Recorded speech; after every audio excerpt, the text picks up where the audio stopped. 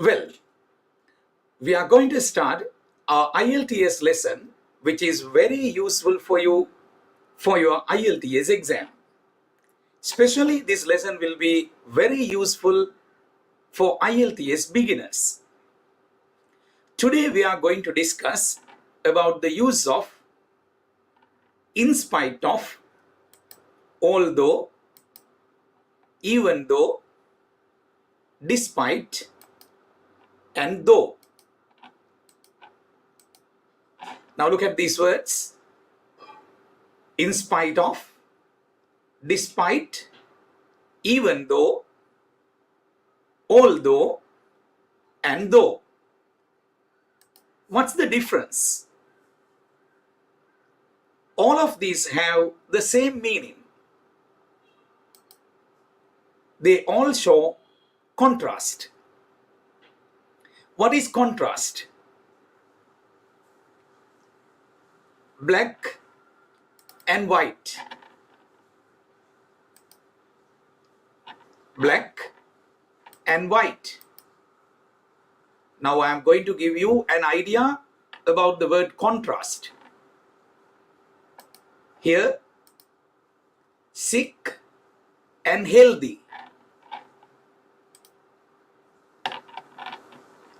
And big and small. Contrast.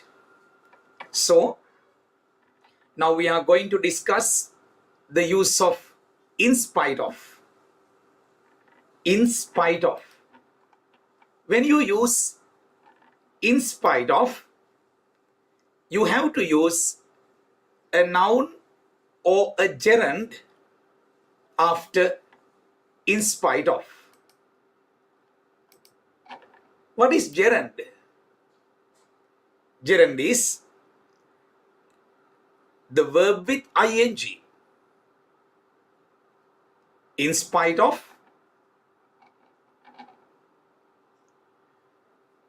noun or gerund. Right, well, let's take an example. In spite of the rain, I played the final match, or else we can say we played the final match. First of all, keep in your mind, you have to use in spite of with a noun or a gerund. Gerund means the verb with ing.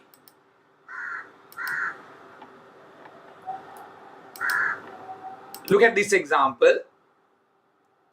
In spite of the rain, we played the final match.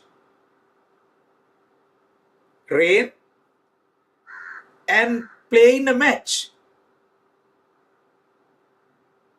In spite of the rain, we played the final match. Normally, when it is raining, we don't go outside. Normally, when it is raining, we don't play. But here, in this sentence, in spite of the rain, we played the final match. We didn't care about the rain. Now look at this example.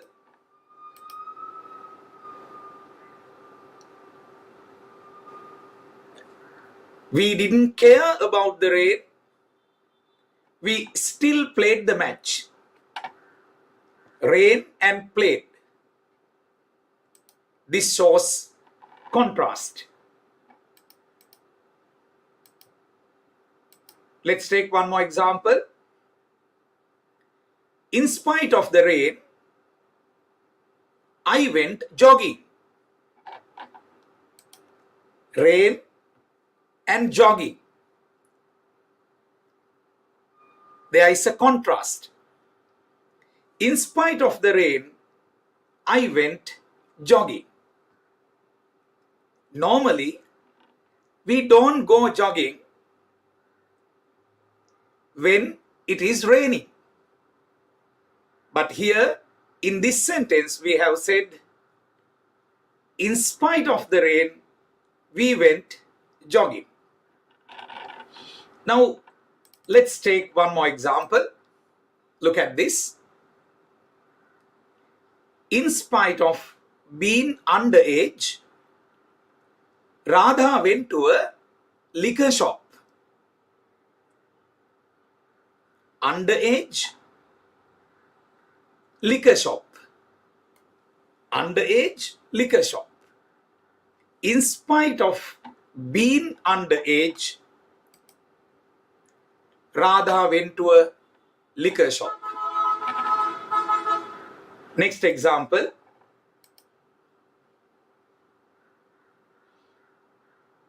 Now here you have to consider this matter. Something happens.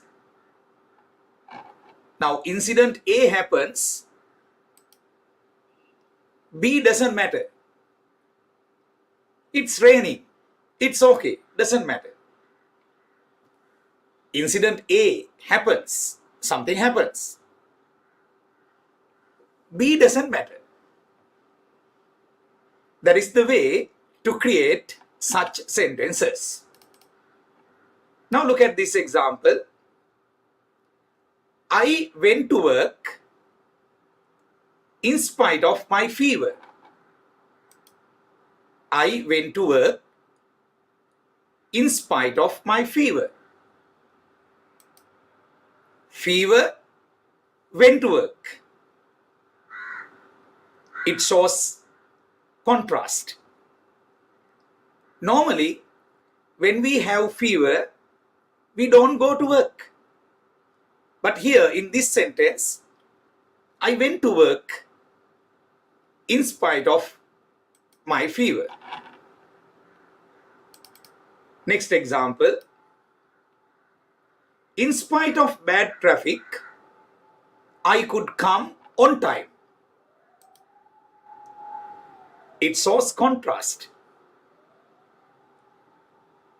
There was bad traffic, but in spite of bad traffic, I managed to come on time.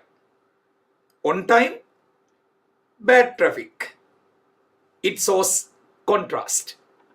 In spite of bad traffic, I could come on time. Let's take one more example. Now here, next we'll consider the word despite.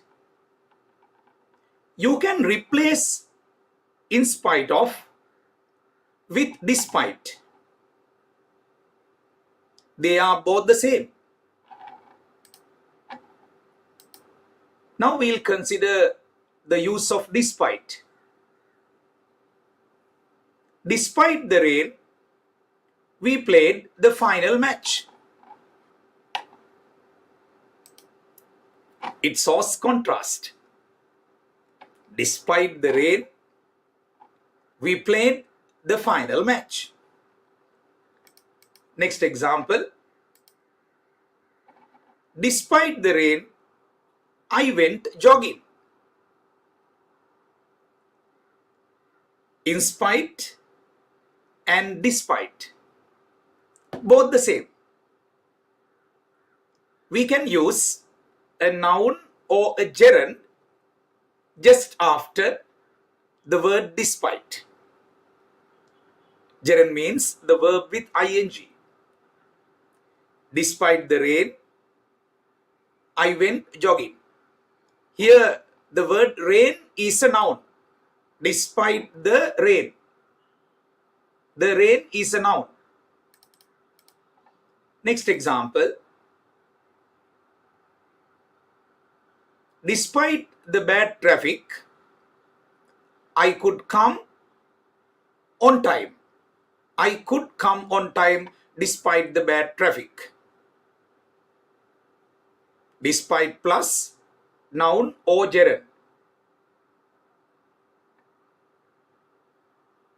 Never forget, there is something special to tell you.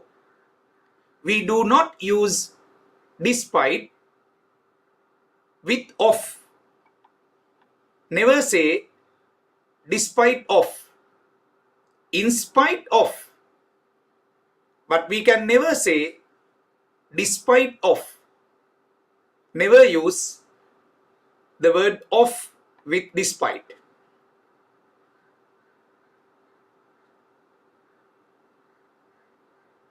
Now, one more thing to say. We can use in spite of and despite in this way too. In spite of this fact.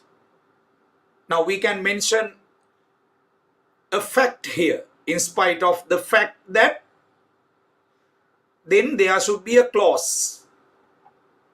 What is a clause? Subject and a verb. I'll give you an example.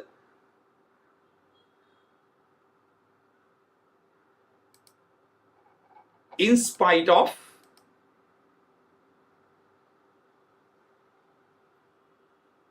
and despite can be used with some facts,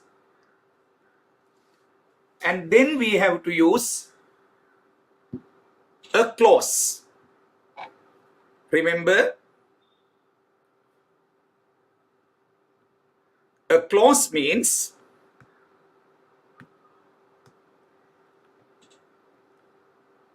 the subject and the verb.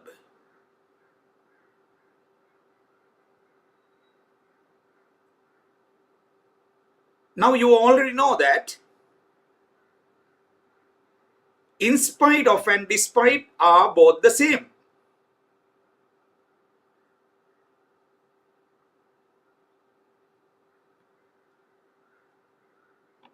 Now look at this example.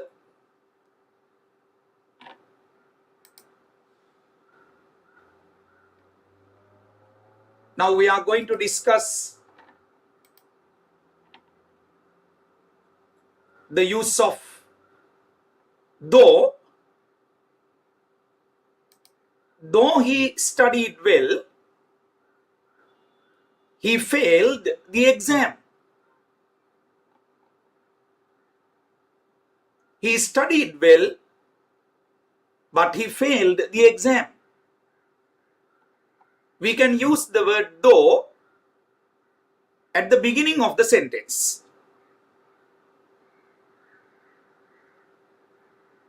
Now look at the second one. He failed the exam though he studied well.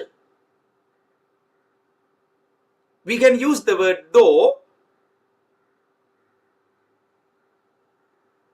in the middle of the sentence. And thirdly, we can use the word though at the end of the sentence too. He studied well. He failed his exam though. He studied well. He failed his exam though. The word though can be used at the end of the sentence.